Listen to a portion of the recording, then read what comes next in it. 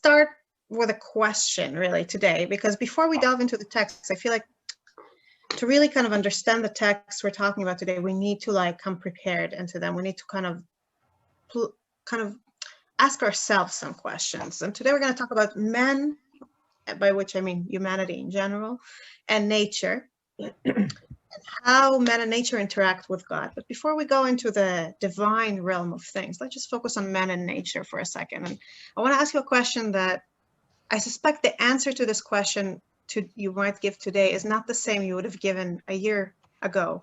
And I'm curious if COVID changed it for you. And that is, what is our relationship with nature? In what ways are we part of nature, not part of nature? When I say men and nature, what does it even bring to you? What does it bring up to you? There's no right answer. So I'd love to hear your thoughts. I think one thing that the pandemic has opened to us is how dependent, how much a part of nature we are. There's no separation. There's no separation. It's the environment. I mean, everything about nature is interconnected. Yeah, it's interesting. There's sorry, just a second. I just want to say that there's a famous book called Plagues and Peoples. It's a classic from the 90s, I think, already. And one of the things he shows is how parasites within the body, viruses and bacteria, act very much according to the same principles that what he calls macroparasites work, namely the relationship between the one species taking over the territory of another. Like when humans started killing the woolly mammoths, the kind of balance between them and the way they needed to kill enough to survive, but then if they killed too much, all those balances that we consider as part of biology, as part of, not biology, sorry, of, yes, biology, but more in the sense of evolutionary history of the world, happen also within a body, where if a parasite like COVID is too deadly, it'll kill all its hosts and then it wouldn't pass. So it needs to kind of find a balance of power to live in with its host population. And reading it in the beginning of the pandemic was brought home uncomfortably, just to what extent we are all flesh, to what extent we're all subject to the same pressures. I'm sorry, Rebecca, did I cut you off? Were you going to say something? No, I didn't. I cut you off because I didn't know. I was just going to add to that. And I think there's two sides to it. On the one hand, we feel so little control.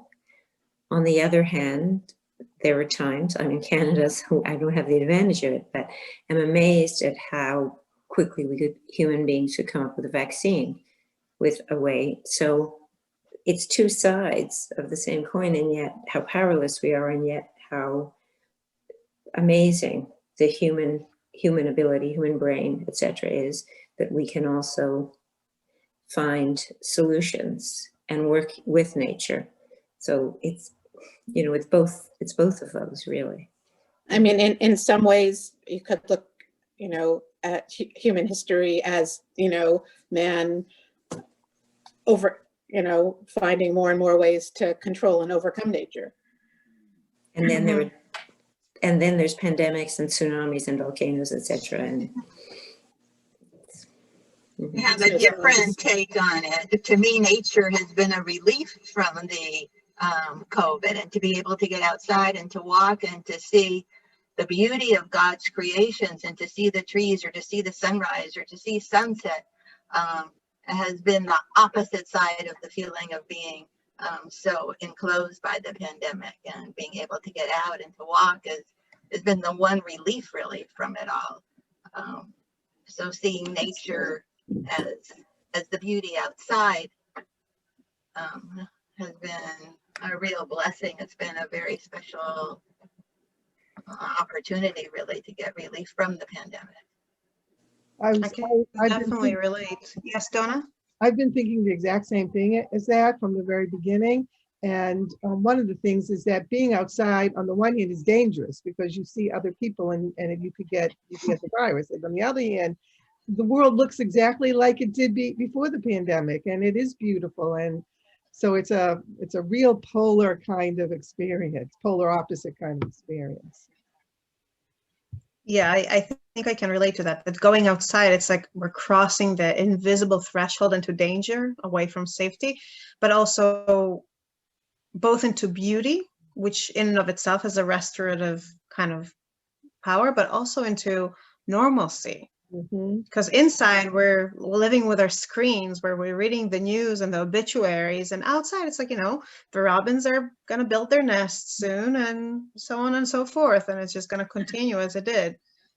And at times I feel like I mean, sometimes it's beautiful and sometimes I feel like it's an insult. I remember when I visited Auschwitz, I felt like it was an insult that everything around it was so beautiful and green. It felt wrong.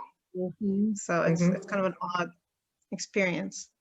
Anybody wants to add something, take it in a different direction, or concur?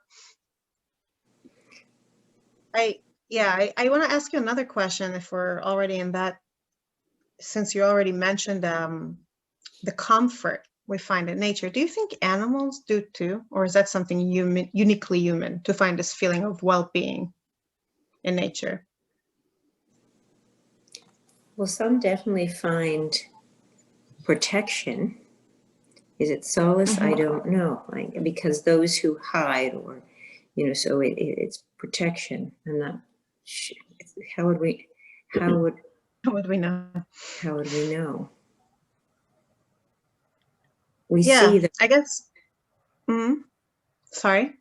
No, I was just going to say, we see them, you know, you see animals sunbathing or relaxing, but we don't know really. We ascribe human feelings even, really, like to animals, but how would we know? Anybody who's had a pet. Yeah. So let's talk about human feelings for a second. You ladies mentioned that we're part of nature, but we're also other from nature. What are those things that set us apart? In what way are we not like the rest of nature? I mean, I know it sounds kind of like a basic question, and it is a basic question. I'm sure you all already thought about it many times in the past, and like, you're like, why is Rachel asking us these like first grade questions? But it's the kind of questions that are worth coming back to, because I think that our lived experience changes the way we interact with them. And I'm curious, without resorting to the kind of formulaic answer of, we have consciousness, we have a sense of conscience, we have this, we have that, God made us in his image, all these, like, in your experience, in your understanding of what it is to be yourself, what makes you apart from nature? So you brought the vaccine. A lot of things go into the vaccine that are unnatural, are artificial. What other things come to your mind? I mean, we can prepare for tomorrow. We can prepare for this afternoon that in Boston, we're going to get another 6 inches over, you know, Sunday, 6 inches. So we can prepare, right?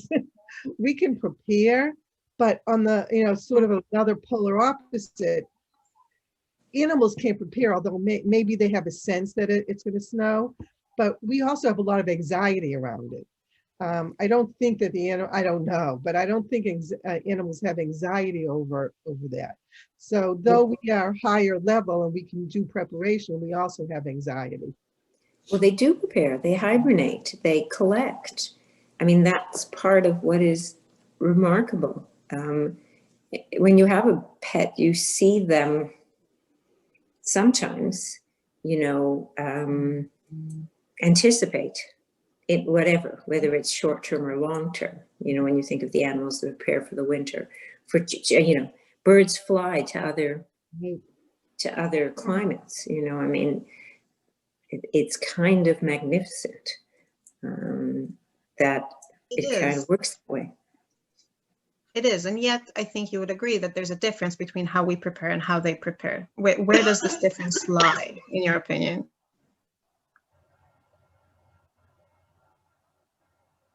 Let me ask you this question. Do all people prepare for the same circumstances in the same way?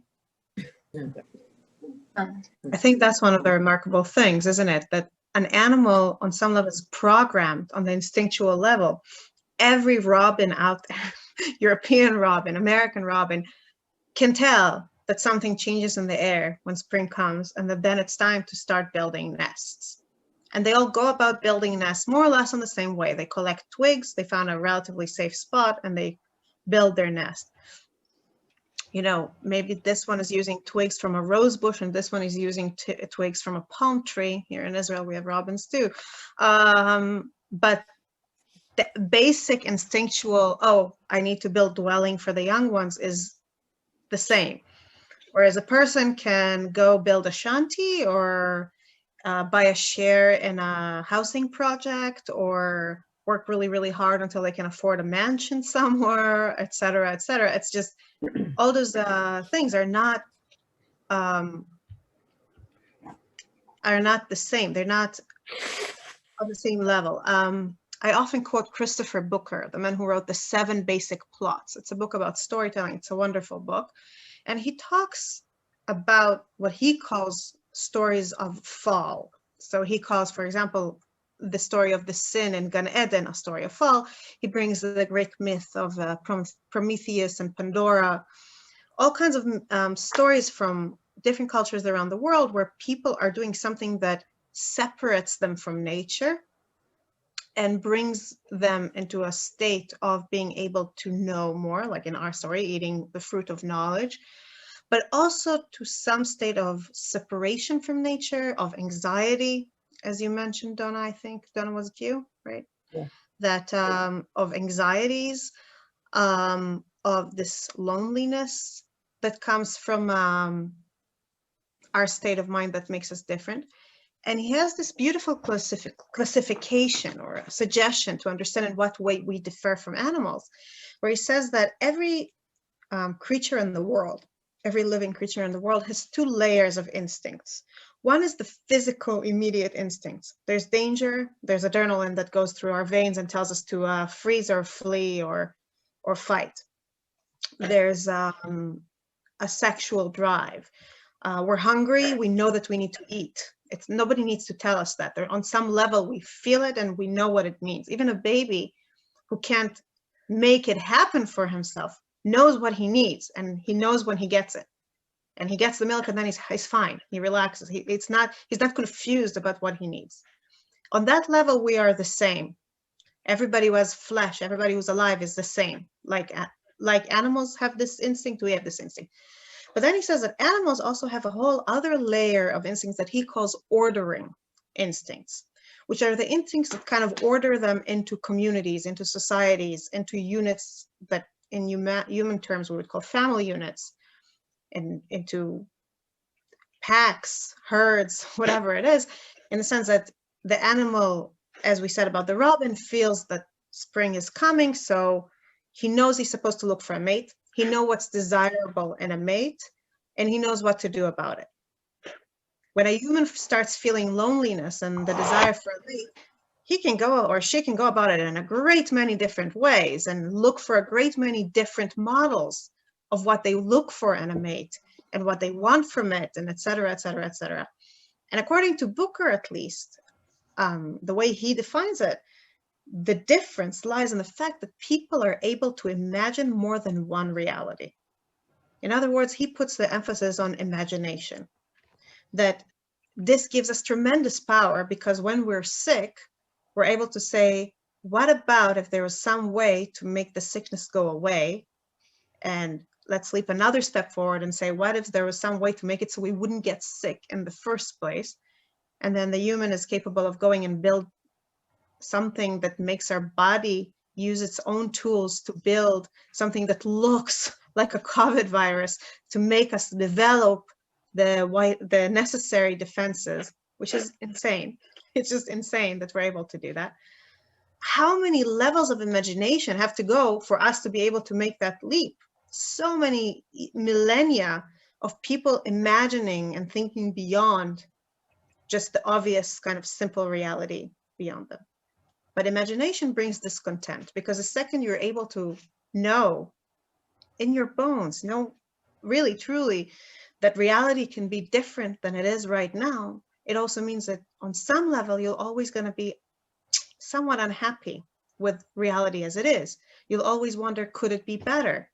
Could it be different? Could I have made other options? What if I had married someone else? Would I have taken a different job? What if I hadn't accepted that scholarship, but rather pursued that other dream, etc., etc., etc. We can never let go of that. Now, of course, Booker is not coming from a Jewish perspective. He's not Jewish, and he's not Jewishly inclined. But I think that his reading of the story of Bereshit is very valid. And in fact, it kind of goes hand in hand very much with Rabbi Soloveitchik's reading of Genesis 1 and 2. And I would like to look at it a little bit together here, just a minute. Rabbi Soloveitchik makes a very interesting point about Genesis 1 when he says, can you see it? Mm-hmm. Okay, just a minute. Is this better? We see it. We see it. Yeah. Okay. Okay, so I'm going to read in box 1 here. The narrative about the creation of plant, animal, and man are almost identical. All three take account of the common origin of life, namely the earth. Death is the common destiny of all three exponents of living matter that emerge out of Mother Earth, founded upon the affinity of the biological occurrences in man, animal, and plant. On the same day on which he was created, man, male and female, appears in his full naturalness. His existence is identical with the instinctive, organically uniform, and unbroken course of life functions. But then, of course, there's a second creation story where suddenly man appears in a very, very different context. Man appears, he's alone, he has no wife, he has no companion. God asks him to name the animals. He has to take a creative role. Then God does something unique. God tells him, you should have a place of dwelling. But this time the place of dwelling is not prepared for man. Man isn't just born into Gan Eden. God sets him aside for a second and busies himself with creating the garden. Then he puts the man into it. Then he tells him, but you should know that from this tree you shouldn't eat. Now in Booker's reading, the eating of the fruit is what alienates man from nature and makes man different and makes man have this sense of otherness from the world around him, which of course does have roots in the text. As we know, if we look in what happens immediately after Adam and Eve eat the fruit of knowledge, I'm here in box number 7, then the eyes of both of them were open and they perceived that they were naked, and they sewed them together fig leaves and made themselves loincloths. We see here this awakening of the sense that the reality as it is not the right thing. Somehow they look at their nakedness and say, this is wrong, we should do something else. They're able to imagine a reality where they're dressed and bring it into being with artificial means. And with it comes a sense of shame, of anxiety. They heard the sound of the Lord God moving about in a garden at the breezy time of day, and the man and his wife hid from the Lord God among the trees of the garden. But the truth is that Rabbi Soloveitchik thinks that man's alienation from nature begins earlier. He thinks that man's alienation from nature and his creation or recreation as a personality and not just another animal in the most superior animal out of all, as what the Rav calls Adam persona and not Adam natura, happens not when he eats from the fruit, but when God tells him not to. Because in the moment when God tells man not to eat from the fruit, he also, in some sense, tells him to stop acting on his nature. He tells him to withdraw himself from what feels naturally right, which is you see something you want and you consume it, and shape his life not around what the Rav again calls fantasy or desire, but rather around an expression of a deeper and higher will within himself. As he puts it in his book, Family Redeemed, I'm jumping up again to box number 2. What is the password which grants man admission into a new world of being, into an entirely new ontological dimension? It is a breakthrough of law, of the command, of the summons to retreat. Natural man turned into metaphysical man the very moment a heavy load was placed upon his frail shoulders. The transition from natura to persona occurs at the very instant man agrees to take defeat at the hands of God. The first law of limitations was given to Adam before the emergence of Eve and referred to the world order. Abiding by this law is our contact with impersonal reality. In our contact with impersonal reality qualifies and trains the self to live in accord with this principle of limitation also in dealing with his other self. If the law of withdrawal is abandoned in the alien sphere of events and things, it cannot prevail in our personal relationships. In other words, by training man to see the world and not just take whatever he desires, God prepares man to then have a real relationship with another person, one who cannot be treated as merely an object to be taken and consumed to humor or please or whatever your desire. And I find great promise in this connection that Rabbi Soloveitchik made, just because what it really tells me is that even those who don't believe in God's command, even for those of us who don't hear God's God directly or accept it through revelation, through our relationship with the world, through our relationship with not always getting what we want, through our relationship with other people who don't let us just use them and consume them, we have a shot at achieving the same kind of withdrawal, a similar kind of mastery, a mastery of will over nature. But this is really an aside. This is my personal exaltation at this text. I'm sorry if I'm rambling about it too much. Where I want to, just a moment, just a second, Rebecca, just to sum up where I'm trying to get with that is that we are both.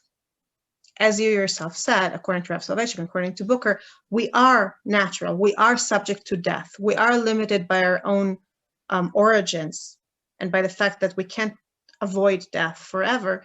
But at the same time, through our imagination, in Booker's interpretation, through our ability to control ourselves, and Rabbi Soloveitchik's interpretation, we're able to be also completely alien and separate from nature. Rebecca, you wanted to say something?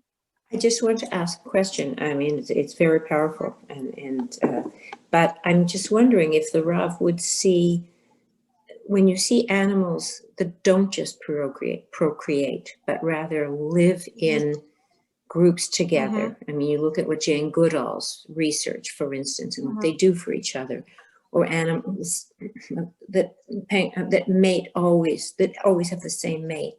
Would he argue that none of this exists? I mean, I'm just trying to place that, to differentiate the human from the animal. So I'm just wondering. I mean, I can't presume to speak for the Rav, obviously, but just from the other parts of Family Redeemed, I think that he would make some argument along that, or what, I'll put it differently. I feel uncomfortable saying it like that. I would make an argument based on what he writes, just trying to kind of follow his logic there, that while it's natural for animals to seek companionship, and the more advanced the animal form, the more advanced the kind of the mind of the animal, the more joy they find in companionship. You watch a family of chimpanzees, they clearly enjoy playing together. It's not just, taking care of their needs. Because these animals still can't act selflessly, because they can't say, okay, I want this, but this is the right thing, so I'm not going to do this, where this is the wrong thing morally, so I'm not going to do it regardless. On some level, there's still an expression of their instincts. There's still an expression of their species, and not individuated personalities in the same way that men and women are capable of becoming. Interestingly, though, of course, as we know in Judaism and in life in general, right? Whenever you have a certain advantage, it comes with more responsibility. Great powers come with great responsibilities, if we quote Spider-Man, So when we realize that we have this dual place in nature, it also means that God has very different expectations from us, right? That God expects us to be much more, to kind of keep shaping ourselves and shaping our world to higher principles and not just go with the flow of our instincts. And that's a hard demand. The first humans failed, right? And since then we've been failing. And our story has never been one of triumph. Our story has always been one of what Rabbi Soloveitchik calls paying the toll of the road, doing our best and paying the cost, because we are natural. We are moved by urges. We're never able to totally liberate ourselves from that.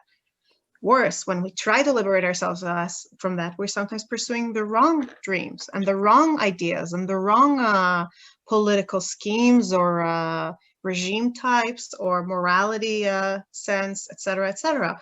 So in both of our aspects, as part of nature and as masters or separate other aliens to nature, we are able to err. And then comes the question, hi Eileen, welcome. And then comes the question of what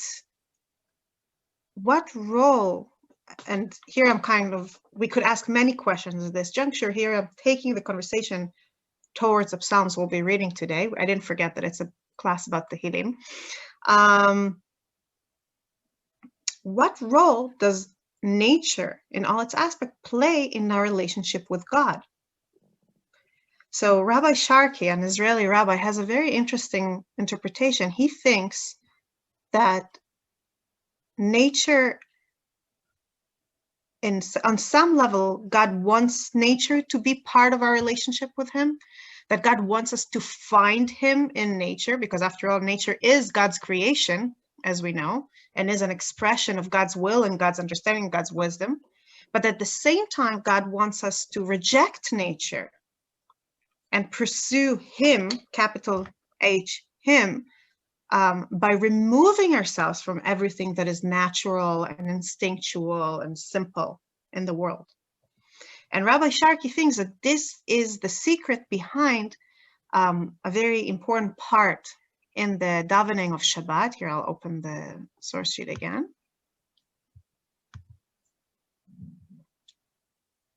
A part in Birkot Kriyat Shema that we say on Shacharit on Shabbat, where we say famously, I'm going to read it in Hebrew here, that the Srafim are saying, Kadosh, Kadosh, Kadosh, Hashem Tzvakot, Melo Kol Haaretz Kevodo. Holy, holy, holy, or sanctified, sanctified, sanctified is Hashem Tzvakot, and his kavod, his, I don't even know how to translate it correctly, honor, his presence fills the entire earth. But then a different group of angels says, Baruch Kvod Hashem Imkomo. God's honor is blessed where he is, in his place.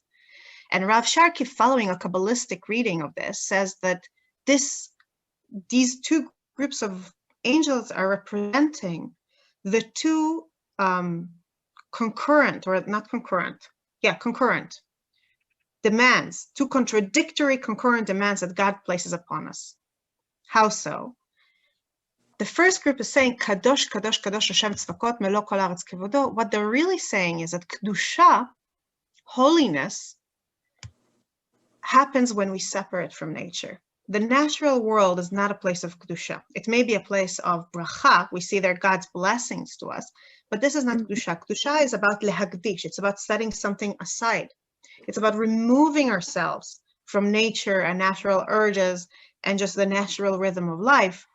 And therefore, what they're saying is, when they're saying Melo Kol Haaretz Kevodo, they're saying, push nature aside, make nature as little as possible to make as much place as possible for the Kedusha, for the holiness that can only come into being when we set nature aside and turn to God alone. And the other group of angels is saying, no, no, no, you don't understand. Baruch Kvod Hashem Imkomo, the blessing of God, which is expressed through rain, through harvest, through trees that bear fruits. That's where he is. That's his place. His place is through nature. Our interaction with God should be through the natural world. Why are you trying to push that world aside in the name of this radical Kedusha? And according to Rav Sharkey, according to the Kabbalistic tradition he's following, the difficult thing, the thing that's kind of challenging for us, is that both of them are right. Each of these groups of angels expresses a different aspect of godliness. One focuses on the moral, spiritual relationship we're expected to have with God, which requires in the words of Rav Soloveitchik, surrendering to God, surrendering nature in the name of God. And the other is focusing on our relationship with God through the world of things and events and natural realities. And somehow we're supposed to do both. And we see this ambivalence about, are we supposed to be part of nature and see God in nature, or withdraw from nature as much as possible? We see this ambivalence throughout our texts, throughout our davening. We see it in the Mishnah, when the Chachamim say that if a man is shoneh mishnato, is thinking about Torah, learning Torah, and then he stops to say, oh, what a beautiful field, oh, what a beautiful tree, mitchayev benafsho. It's almost, he's bringing upon himself a death sentence. Why? Why is it so harsh? And Bartanura, you have it in your source sheet. We don't have time right now to look at it, but you can look at it later. Bartanura makes it even more poignant. Bartanura says, why is it that the examples they're bringing here are what a nice tree, what a nice field, and not, oh, I forgot to cook dinner, or one of those many other kind of distracted thoughts we might have when we're learning Torah. We do. I mean, I speak for myself, do have when learning Torah. Why talk about the beauty of nature in particular? And he said, because one might think that that's okay. One might think that saying, oh, what a beautiful field, is the same as saying, God, thank you for making the world so beautiful. We're acknowledging your Bari'ah. But even though we're acknowledging God by saying that, it's still not okay. When we're part of this relationship with God that's expressed through Torah, through study, through following the law, the command, we're not supposed to let nature distract us. We're not supposed to let that part of our relationship with God that's expressed in Baruch Kvod Hashem Imkomo intrude. And that's very difficult. That's a difficult balance to be in. And with that kind of messy balancing act in mind, I want to delve into two Tehillim. I apologize that because of our late start, we're not going to have time to delve into them as deeply as I hoped, but we'll do our best. Two different psalms that express our relationship with nature in two different ways. One emphasizes the ways that we are part of nature and like nature. One emphasizes the fact that our relationship with God is separate from nature. And see what kind of insight or what kind of light these particular poems, work of holy poetry, can shed on our discussion here. So let's start immediately with a very, very famous Mismo Dalet 104, Balchi Nafshi, which traditionally is said, is sang or recited on Rosh Chodesh, on the first day of the month. So let's, just a minute.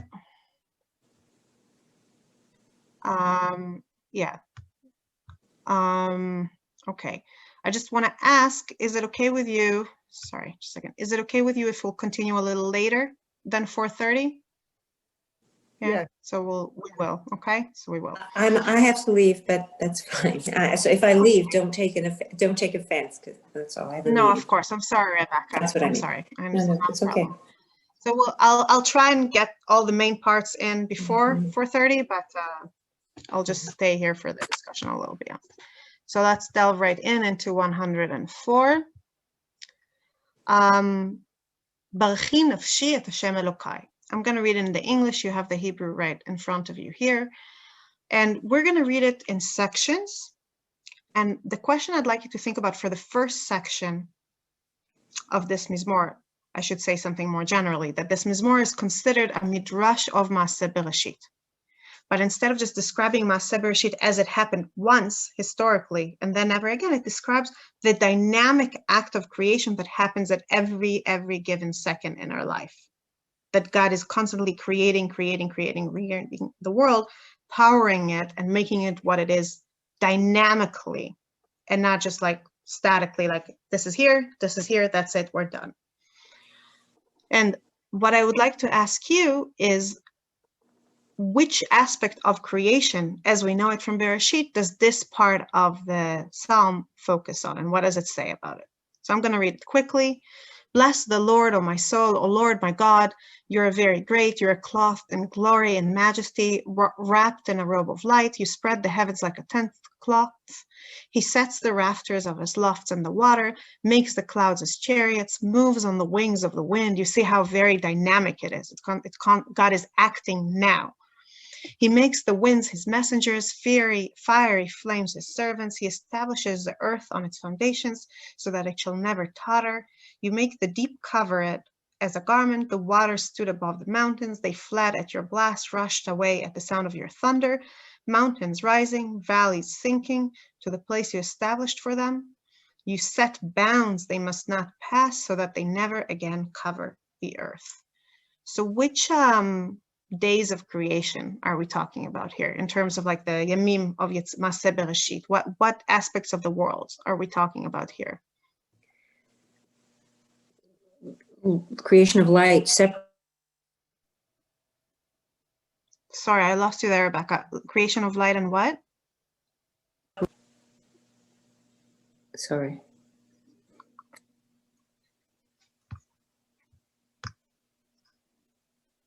Can you repeat it, please? Oh, I just said the separation of land and water, and like the early parts of creation.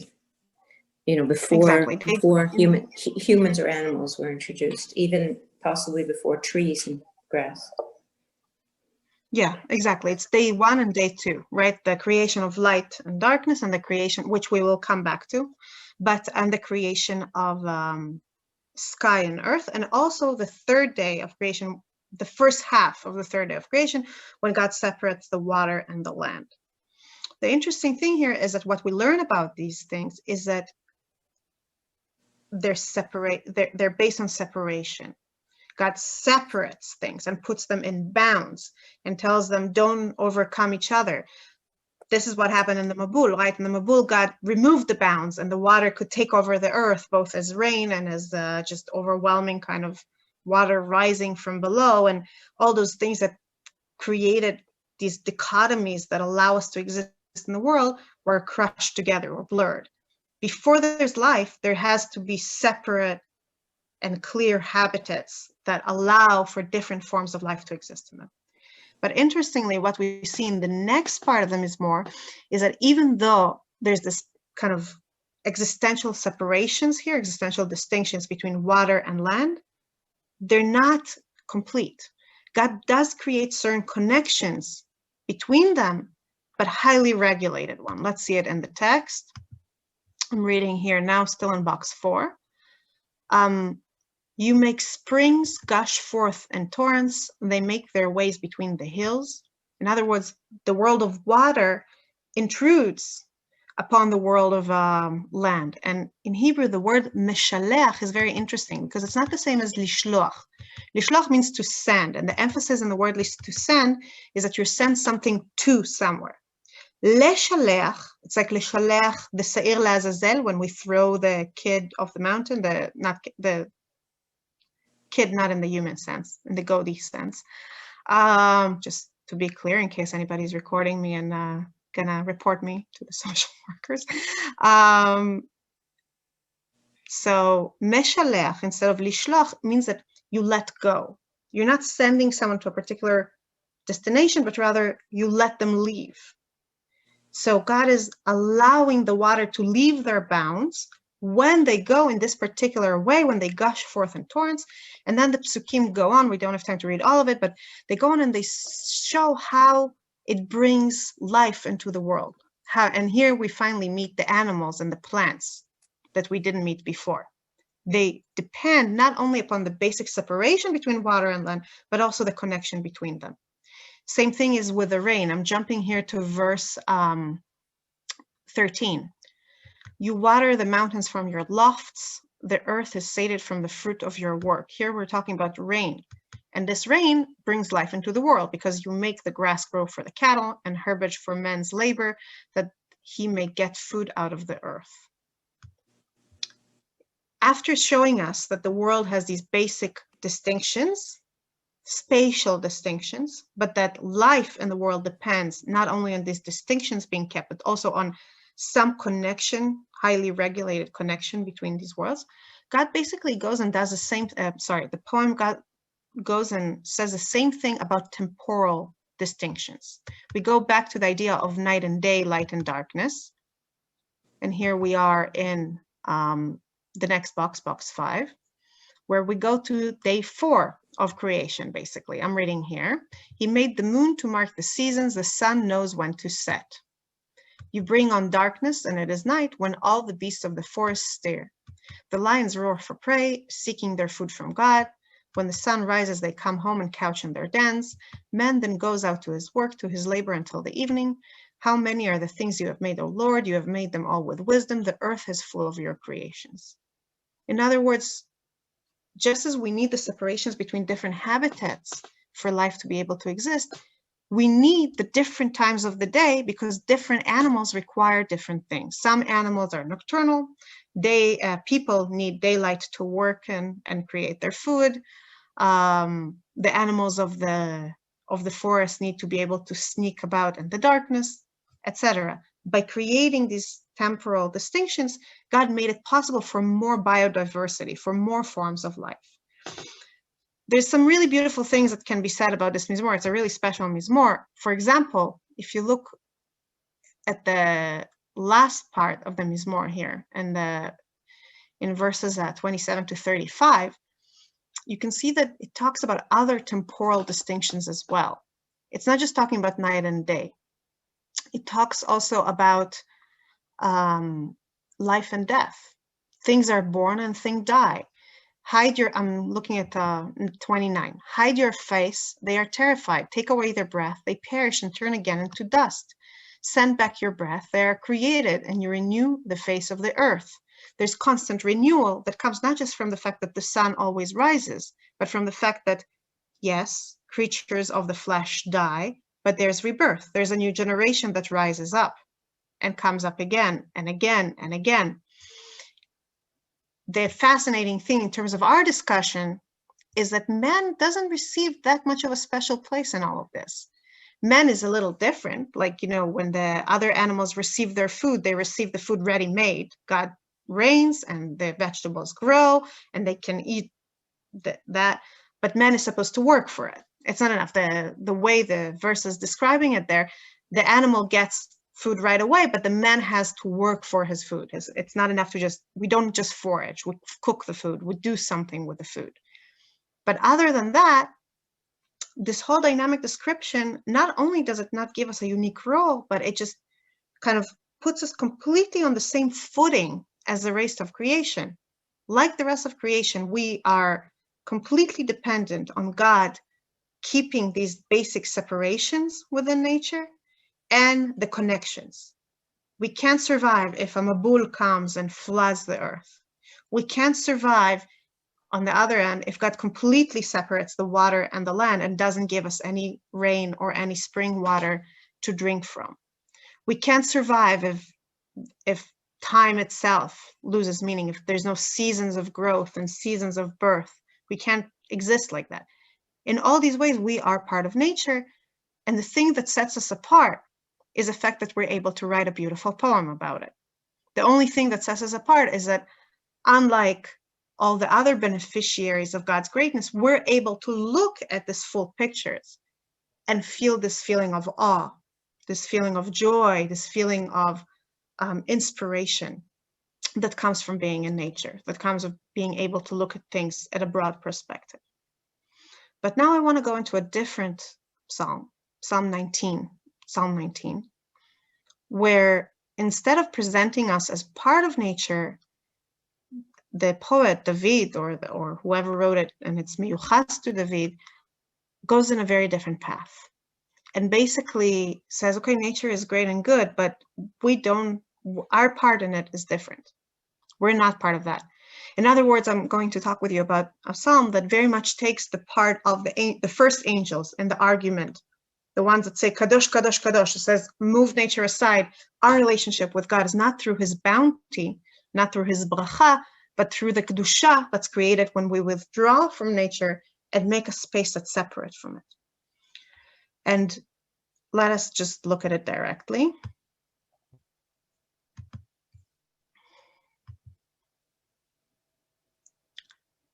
The poem starts with a description of nature. And it acknowledges very beautifully that nature is an expression of God's will. It's not downplaying it at all. To the contrary, it plays it up. It shows us how God expresses himself through nature to us. But as we will see, man belongs in a different realm. So let's read that first part first. For the leader, a psalm of David, the heavens declare the glory of God, the sky proclaims his handiwork. Day to day makes utterance, night to night speaks out. There is no utterance, there are no words whose sounds goes unheard. Their voice carries throughout the earth, their words out to the end of the world.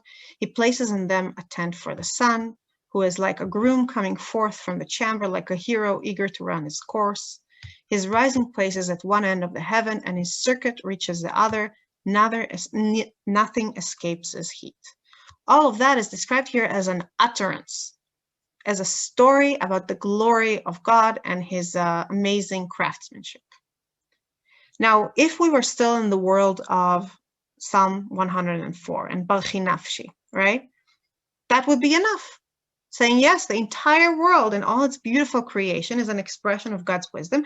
And maybe we would expect to hear something like, and man living in the world and drinking God's water and under God's sky and sun is also an utterance of God's will or something like that.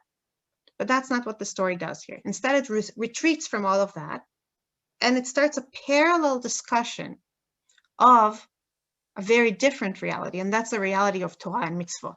Let's look at it together. Torah Hashem Temima. I'll read it in English. The teaching of the Lord is perfect, renewing life. The decrees of the Lord are enduring, making the simple wise. The precepts of the Lord are just, rejoicing the heart.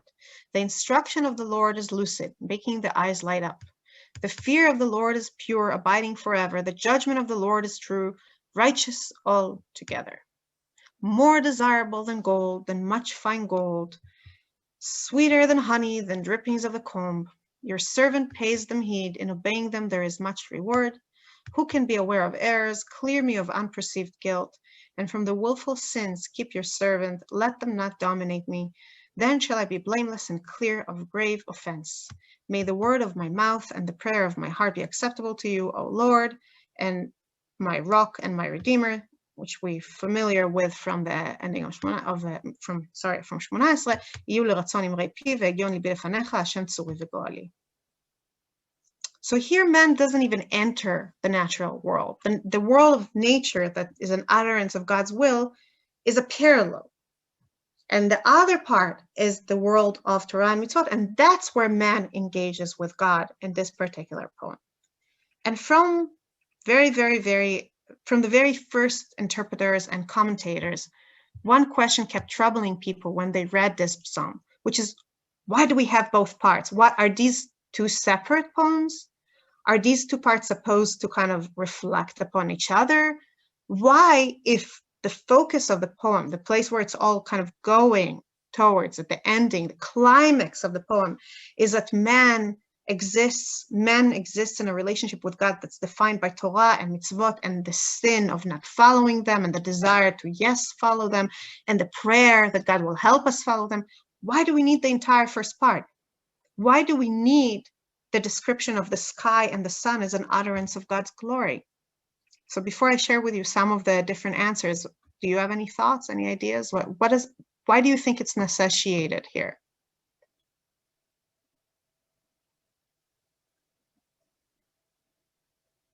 Couldn't we just start with a part about how glorious and beautiful and perfect Torah is?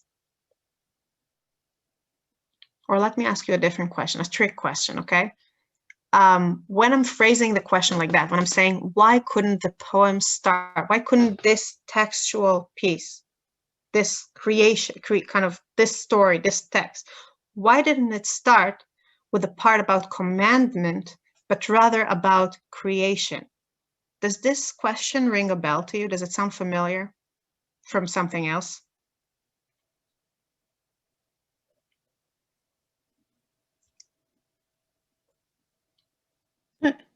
Well, we have Yes, the whole why the Torah starts with Reshit at all and not with Right. HaChodesh HaZalachem, right? The first Rashi and Breshit. Like, why do we need all these stories? Why, if the Torah was meant to give us, you know, the mitzvot, why doesn't it just start there?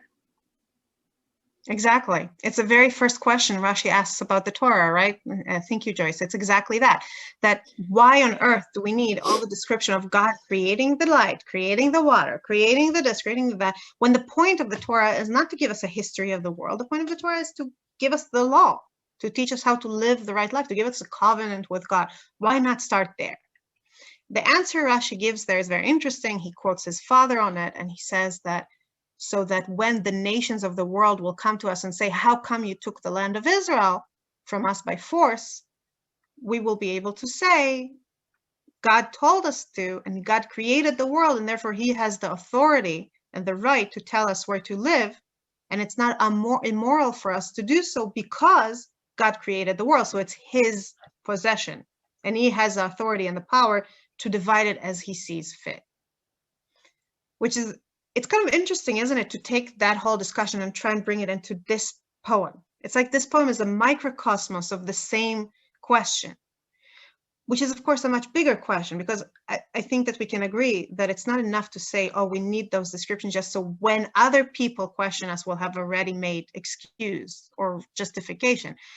It kind of opens the door for a deeper understanding that when we find ourselves wondering, why are we even doing all this crazy law and keeping the covenant and not eating kosher when it's so much more convenient, and yes, eating kosher when it's so much more convenient to go to a non-kosher restaurant than to wait until the veggie crust is open, or, you know, and like whenever like we can get a delivery from Harvard Street, when it would be so much more convenient to just go to the nice treif place down the street. Why are we doing this? When we, and this is an easy case, right? What about if we want to marry someone who's not the right person for us to marry according to the covenant? What if we want to live a lifestyle? What if we feel urges that are frowned upon or directly prohibited in the Torah? The kosher issue is just a small example of a much, much bigger problem. Why on earth are we doing it to ourselves? Because we believe that God made the world, and that means something to us. So in a sense, this Tehillim, through this structure where it first talks about creation as an utterance of God's glory, and then of Torah, is bringing the same kind of psychological sense into it. That the reason we even pursue this Torah, the reason we come to it, is because when we look at the world, we see how amazing it is. We say, how can we not pursue the orders, the commands of the deity that created it? But interestingly enough, that's not the answer that the traditional interpreters bring. Not at all. All the traditional interpreters, from Rashi to Radak to Ibn Ezra, and I invite you to go and look it up later for yourself, come up with all these explanations that basically say that what the psalm is trying to do here is to compare nature and Torah. It's to say something along the lines of, just as God expresses himself through the physical world, so he expresses himself through the world of revelation and law and commandment. They even go further than that. They say something along the lines of, this comparison is supposed to make us realize why Torah is an even better expression of God than the world. That the world expresses God's might, God's wisdom, but Torah expresses his compassion, his benevolence, his faith in us, in our ability to be more than just instinctual beings. But Rabbi Elchanan Samet, who's a big teacher of Tehillim here in Israel, a big scholar of Tehillim in particular, has a really interesting point. He says, okay, but all these comparisons, all the traditional comparisons, focus on the comparison between the sky and the Torah. But both of those halves, both of those parallel halves, lead somewhere else. The first half, I'll open it again so we can see it in the text, otherwise it's a little abstract. The first half starts with the sky, but ends with the sun. It describes the sky as the sphere, or the arena for the sun to do God's will in. And then the second one describes the Torah as the arena where man does God's will in. And the point of the comparison, he says, is not that somehow this sphere is better, that the moral Torah sphere is better than nature, but rather to point out that while the sun never fails to do God's will, we do all the time. Because while the sun gets up like a chatan, like a bridegroom who's excited and goes out and unerringly, unfailingly follows God's will, because it does, because it can't not do it, we can. And so we're constantly sinning, failing, falling short. We're feeling anxiety about it. We're asking God to help us. Our relationship with God is much more complicated than the simple obedience of the Son. And in that regard, I think, and this is where I want to finish today's discussion, in this regard, this psalm echoes the warning that we discussed in the beginning, Booker's warning, namely that our fantasy, our ability to imagine greater things for ourselves and for the world, also brings with it discontent and problems, and the fact that sometimes we don't know what's the best future to pursue, whereas the robin just pursues twigs to build the nest, and it's pretty simple, and it's very, I mean, you can still do it badly and not survive, and your genes will not pass forward as well, but there's no moral failure. You either succeed or fail just because reality at this moment is what it is. Whereas the human being, with all us, with all our fantasies, with all our ability to imagine reality differently, we're constantly pursuing paths that we don't know if they're the right path, that we believe are the right path, but might be proven wrong. And we can fail on many, many, many different fronts. And perhaps the most moving thing for me in this particular psalm, in this particular, in Perek Yutet, which by the way, we read every Shabbat in Psukei de Zimra of Shabbat in the morning, is that while it acknowledges that God expresses himself both through nature and through Torah, while it acknowledges that nature is not bad in and of itself, that nature is an expression of God's will, it also reminds us that we, by virtue of not being fully natural, of not really having our relationship with God wholly defined by the bounds of nature, have the onus of responsibility on ourselves to pursue truth, to pursue justice, to pursue perfection in a way that just doesn't lie on the shoulders of a lion or a bird. At the same time, that it warns us that we're different from nature and that we have this greater responsibility, by very fact that it compares these two spheres, that it shows us the nature and Torah as parallel, it also gives us a model to follow. It also tells us it's okay, even when you're focusing on the kadosh kind of relationship with God, on the withdrawal from nature kind of relationship with God, on the Torah relationship with God, not the natural world as an expression of God's bounty. Even when you're focused on your wholly human, wholly complicated relationship with God, you can look at nature and find religious meaning in it by learning from it something about the joy of obeying God, the joy that we should find in our own human way in obeying God. Yes, Anne, you wanted to add something? Anne? No? Sorry, I thought I saw you raising your hand. So thank you so much. This is our last Tehillim meeting. I can't believe it, but we will have had 6 meetings about Tehillim at the end of it.